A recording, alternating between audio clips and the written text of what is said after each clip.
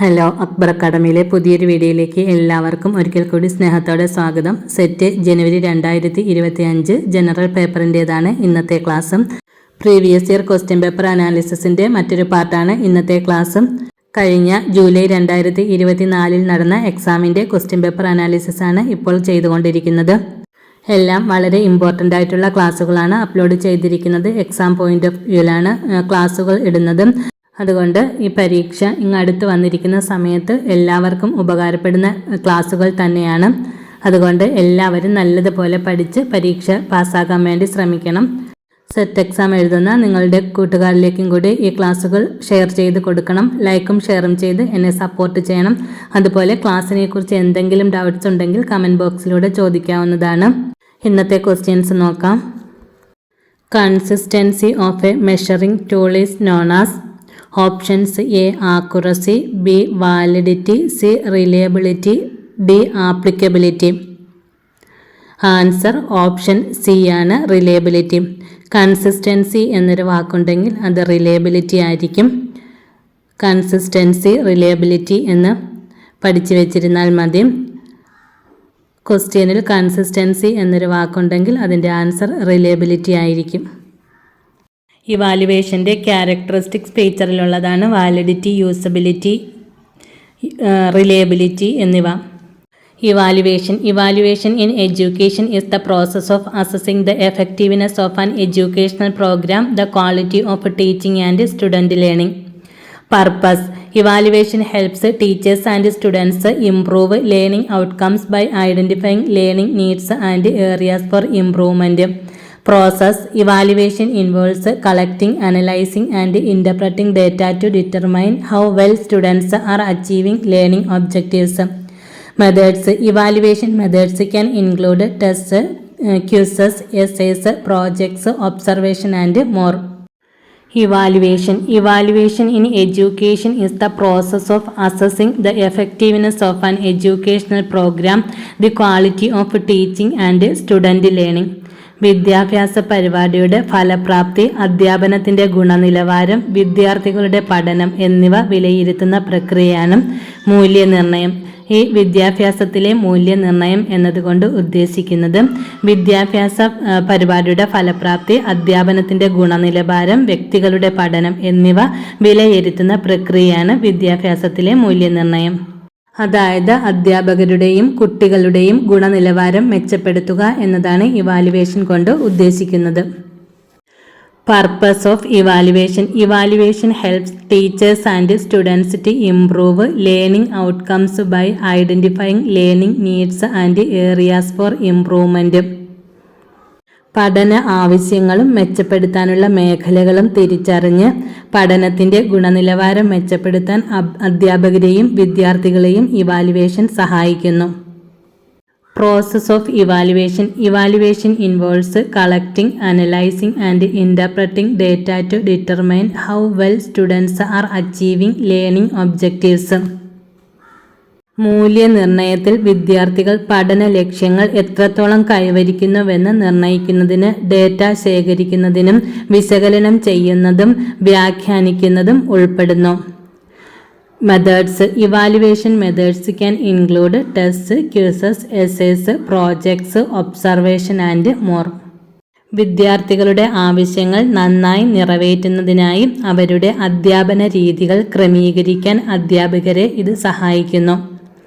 Evaluation is different from assessment, which is a more diagnostic tool that focuses on an individual's understanding, knowledge or skills. Evaluation has a broader perspective and is more judgmental than assessment. Evaluation is more diagnostic tool. ഇത് ഒരു വ്യക്തിയുടെ ധാരണയിലോ അറിവിലോ കഴിവുകളിലോ ശ്രദ്ധ കേന്ദ്രീകരിക്കുന്നു. Evaluation has a broader perspective and is more judgmental than assessment. അതായത് മൂല്യനിർണ്ണയത്തേക്കാൾ കൂടുതൽ വിവേചനാധികാരമുണ്ട്. Evaluation can also be used to evaluate teachers and courses. For example, instructors can collect evidence on their own, such as reflective statements, teaching portfolios and professional development efforts.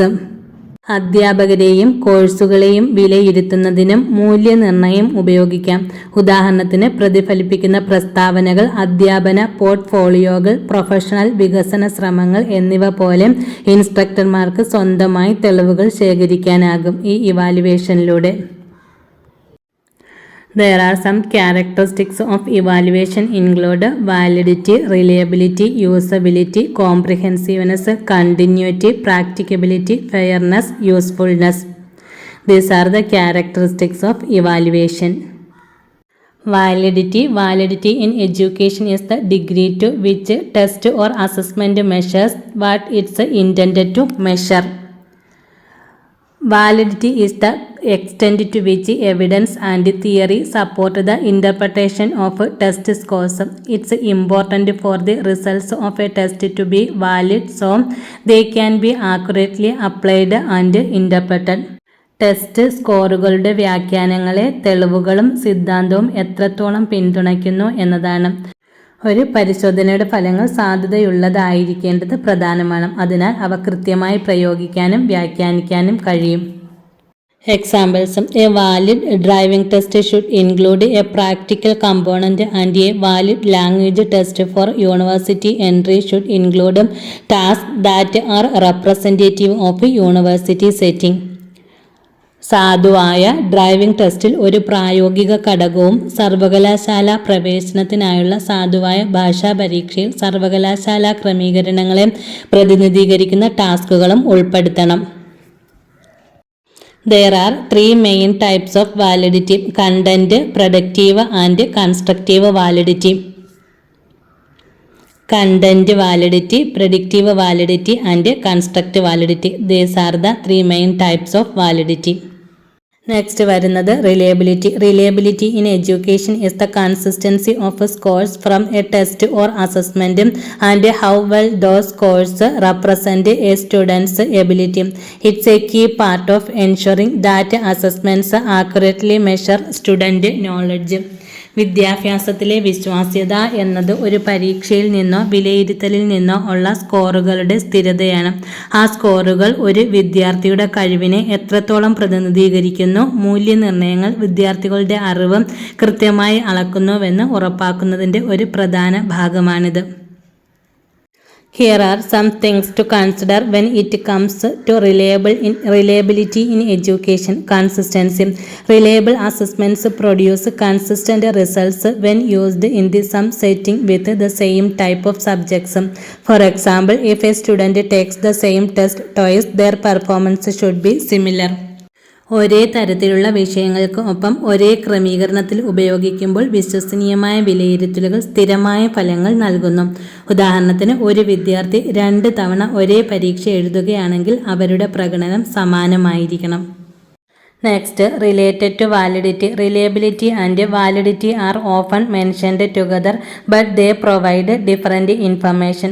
Reliability measures how consistently a test scores something, while validity measures whether the test scores are measuring the right things. Classroom practices. Educators can maintain reliability by creating clear instructions, writing questions that capture the material taught, and seeking feedback from students and colleagues. Related to validity. Reliability and validity are often mentioned together. വിശ്വാസ്യതയും സാധുതയും ഒരുമിച്ച് പരാമർശിക്കാറുണ്ട്. But they provide different informations. അവ വ്യത്യസ്ത വിവരങ്ങൾ നൽകുന്നു. Reliability measures how consistently a test scores something, while validity measures whether the test scores are measuring the right things. ഒരു test എത്ര സ്ഥിരതയോടെ എന്തെങ്കിലും സ്കോർ ചെയ്യുന്നു എന്ന് വിശ്വാസ്യത അളക്കുന്നു. അതേസമയം സാധുത ടെസ്റ്റ് സ്കോറുകൾ ശരിയായ കാര്യങ്ങൾ അളക്കുന്നുണ്ടോ എന്ന് അളക്കുന്നു. Classroom practices. Educators can maintain reliability by creating clear instructions, writing questions that capture the material taught, and seeking feedback from students and colleagues. വ്യക്തമായ നിർദ്ദേശങ്ങൾ സൃഷ്ടിക്കുന്നതിലൂടെയും പഠിപ്പിച്ച കാര്യങ്ങൾ ഉൾക്കൊള്ളുന്ന ചോദ്യങ്ങൾ എഴുതുന്നതിലൂടെയും വിദ്യാർത്ഥികളിൽ നിന്ന് സഹപ്രവർത്തകരിൽ നിന്നും അഭിപ്രായം തേടുന്നതിലൂടെയും അധ്യാപകർക്ക് വിശ്വാസ്യത നിലനിർത്താൻ കഴിയും.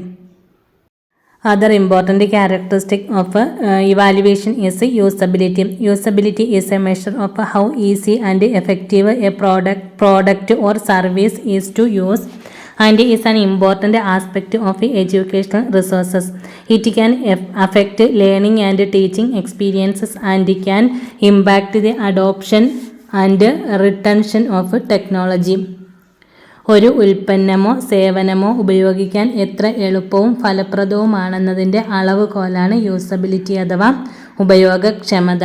വിദ്യാഭ്യാസ വിഭവങ്ങളുടെ ഒരു പ്രധാന വശം ആണ് ഇത്. പഠന അധ്യാപന അനുഭവങ്ങളെ ബാധിക്കുകയും സാങ്കേതിക വിദ്യയുടെ സ്വീകാര്യതയെയും നിലനിർത്തലിനെയും ബാധിക്കുകയും ചെയ്യും.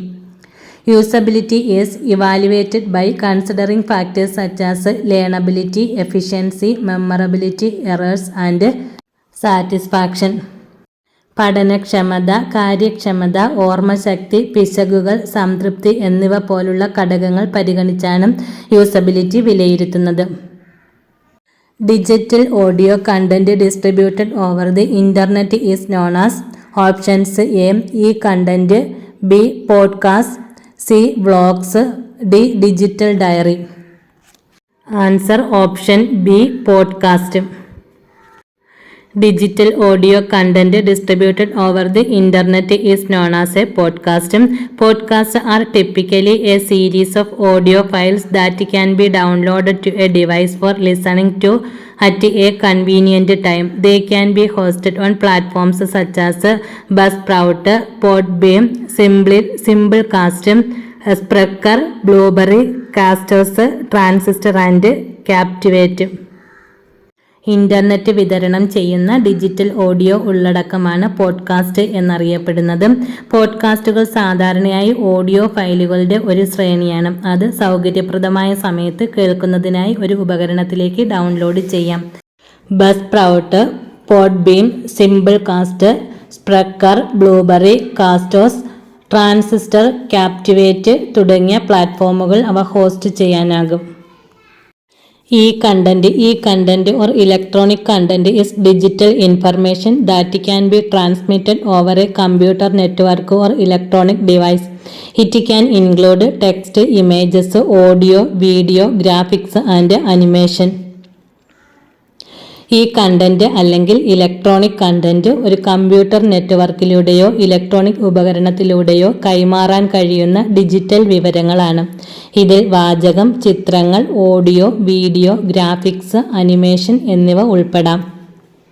A blog is a video blog or a blog that's made up of video content instead of written content. Blogs are a popular form of digital entertainment that allows people to share their thoughts, experience and information through video. Vlog എന്നത് ഒരു video blog അല്ലെങ്കിൽ എഴുതിയ ഉള്ളടക്കത്തിന് പകരം video ഉള്ളടക്കം കൊണ്ട് നിർമ്മിച്ച ഒരു ബ്ലോഗാണ്.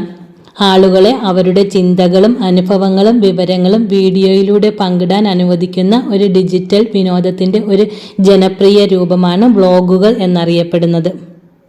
അതായത് സോഷ്യൽ മീഡിയ പ്ലാറ്റ്ഫോംസായ യൂട്യൂബ്, വീമിയോ അതുപോലെയുള്ള ആപ്പിലൂടെയൊക്കെ ഷെയർ ചെയ്യുന്നതാണ് ഈ വ്ളോഗ്സ് എന്നറിയപ്പെടുന്നത്. Next, digital diary. A digital diary is a web-based space to record personal experiences and events.